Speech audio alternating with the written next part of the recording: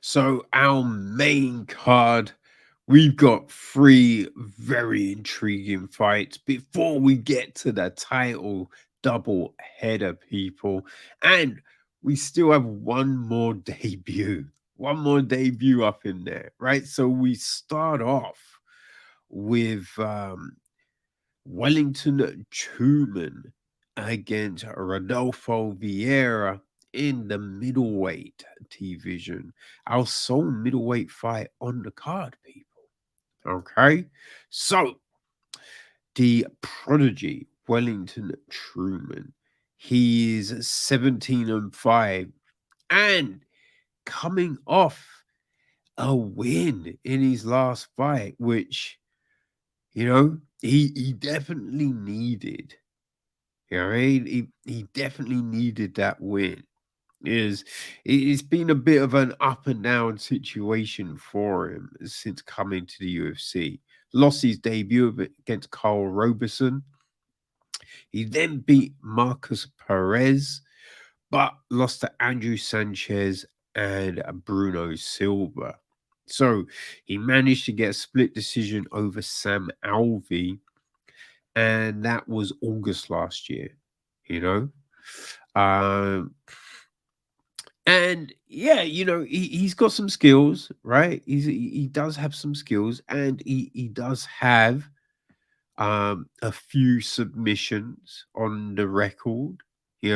Nothing recently, but he's got some submissions. Thing is, right? He's going up against the black belt hunter, Rodolfo Vieira, who he's a multiple time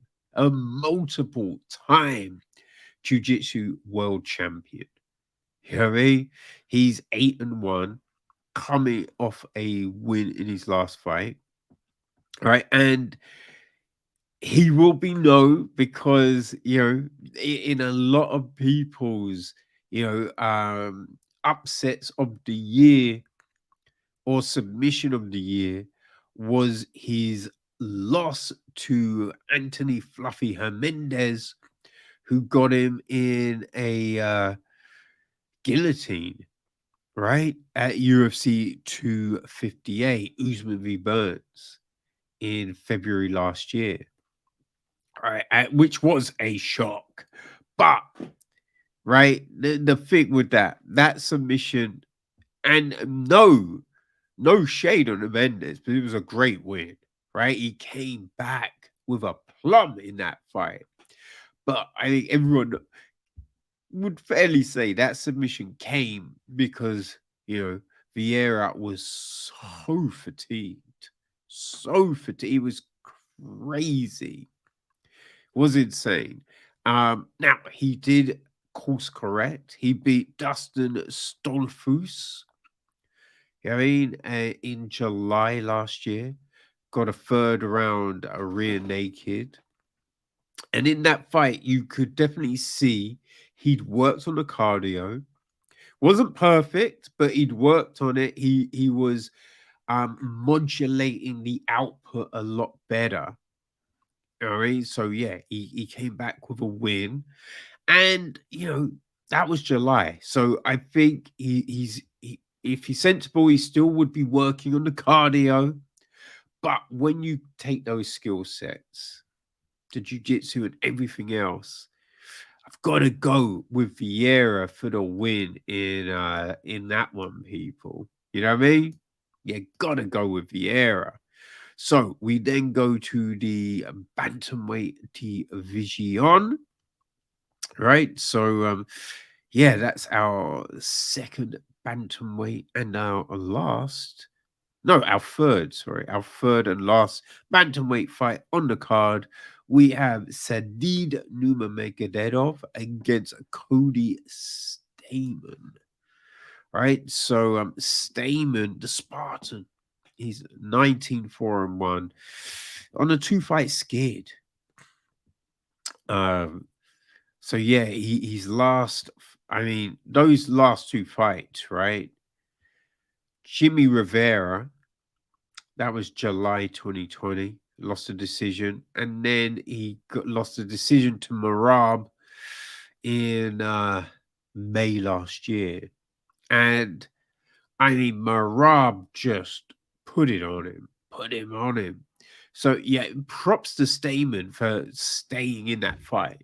Right, because Marab had him in submissions, and it mounted. He just all bad positions.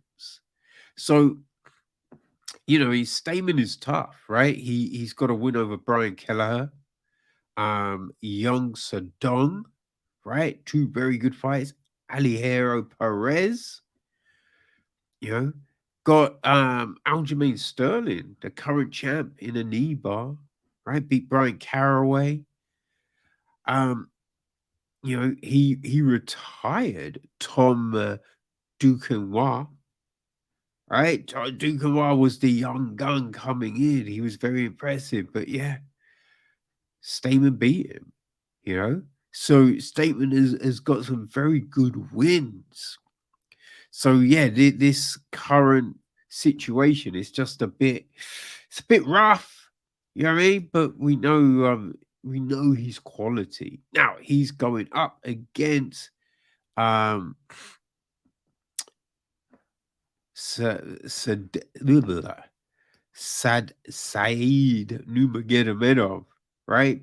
Who is 14-2, coming off a win in his last fight. As mentioned earlier, people, he lost to Rani Barcelos. Lost a decision to him in 2019, but came back, beat Mark Striegel early, right? Early. October 2020. Didn't fight at all last year. But yeah, he really did his thing then. He's beat Ricardo Ramos, Justin Stoggins in his other UFC fights. But he's tough as fuck. Right? He is very tough. And yeah, I think it's hard to go up against him. He's got submissions, you know, adding in like the knockouts now. Got a body kick win over Ramos, and then you know, knocked out Striegel. Right. So look, we know Stamann's tough, right? And Nurmagomedov is very tough. But I'm gonna have to go with Saeed. Gonna have to go with Saeed on this one. Uh, but it's an interesting clash for sure. So we then jump up to welterweight, our featured fight of the night. And we have André Fialho against Michel Pereira. A fight that was meant to happen um, last week, I believe, but it got moved to this one. Um, and yeah, Fialho, right? He is 14-3 with one no contest. He is on a 4-fight win streak. And um, he was been tearing it up over at UAE Warriors. He has 3 finishes in the 3 events he's fought for them, 2022 and 24. Right, all very impressive, all in the first round. The last one coming October last year.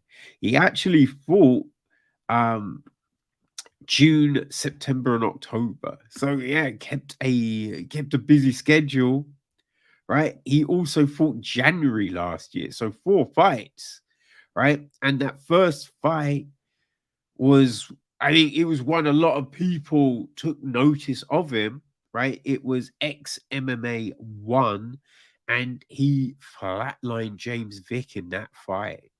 Right, that James Vick left the UFC. We thought he was retiring, but he took that fight, and yeah, Fialho just cleaned his clock. Um, yeah, he's fought in the PFL, LFA. He fought Chris Curtis over in the PFL. Curtis won that fight, but we all know how good Chris Curtis is, right?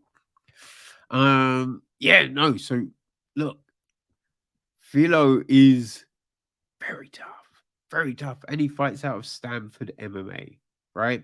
Great, great camp. So he's going up against Michel Pereira, who is 26-11, two no contest, two no contests. Um, so yeah, like he came to UFC, beat Danny Roberts spectacularly, right? Flying knee. But then he came in heavy against Tristan Connolly, who was a late replacement, and Connolly won that fight, which was crazy. He was beating Diego Sanchez until he landed that illegal knee, which was insane. Insane. But he came back, right? Got 3 wins. Zelim Imedov beat him rear naked choke in the 3rd round. Now I will say, right? So he beat Chaos Williams that same year. I thought Williams won that fight. The Nico Price fight, again, that was another close one. That was his sole fight of last year. So I think there's still a little bit, I'd say, of an asterisk over Pereira, right? Because he does slow down in fights. He's